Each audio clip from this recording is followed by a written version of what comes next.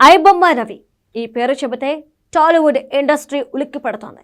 రవి టాలీవుడ్ అగ్ర హీరోలు, దర్శక నిర్మాతలకు సవాల్గా మారాడు.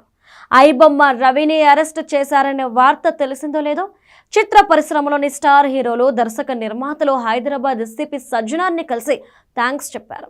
ఒక రకంగా విలన్ ఆట కట్టించిన తర్వాత హీరోలు సెలబ్రేట్ చేసుకున్నంత రేంజ్లో ప్రెస్ మీట్ పెట్టి మరీ తమ ఆనందాన్ని, సంతోషాన్ని పంచుకున్నారు.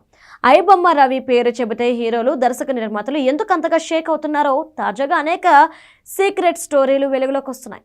ముఖ్యంగా ఈ ఏడాది విడుదలైన natural star Nani movie hit 3 movie విడుదలకు 3 గంటల ముందే ఐబొమ్మ థియేటర్లో ప్రదర్శించారు రవి. ఇక ఇంతకు మించి మరో సంచలనం ఏంటంటే, విడుదలకి వారం 10 రోజుల ముందే కొన్ని సినిమాలు రవికి చేరిపోతుంటాయంట. అంటే రవి ఏ రేంజ్లో తన సీక్రెట్ టీమ్కి పని ఇచ్చుంటాడో, టాలీవుడ్ని భయపెట్టాడో అర్థం చేసుకోవచ్చు. ఈ ఏడాది సంచలన విజయం సాధించి ఆల్ ఇండియా రికార్డులు సెట్ చేసిన పుష్ప పార్ట్ 2ని వారం రోజుల ముందే రవి చూసి ఎంజాయ్ చేశాడని ప్రచారం జరుగుతుంది.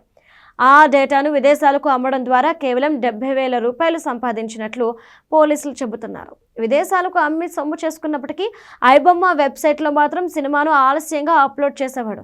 రిలీజ్కు ఒకరోజు ముందే వెబ్సైట్లో సినిమా పెడితే త్వరగా దొరికిపోతానని భయంతోనే రవి ఆ పని చేసేవాడట.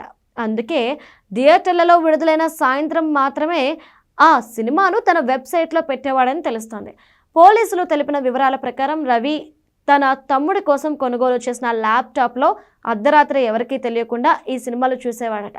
మొత్తం మీద ఐబొమ్మ రవి టాలీవుడ్కి పార్టులుగా ఐమాక్స్ రేంజ్లో సినిమాలు చూపించాడని తెలుస్తోంది. విచారణలో ఇంకా ఎలాంటి సంచలనాలు వెలుగులోకి వస్తాయో చూడాలి.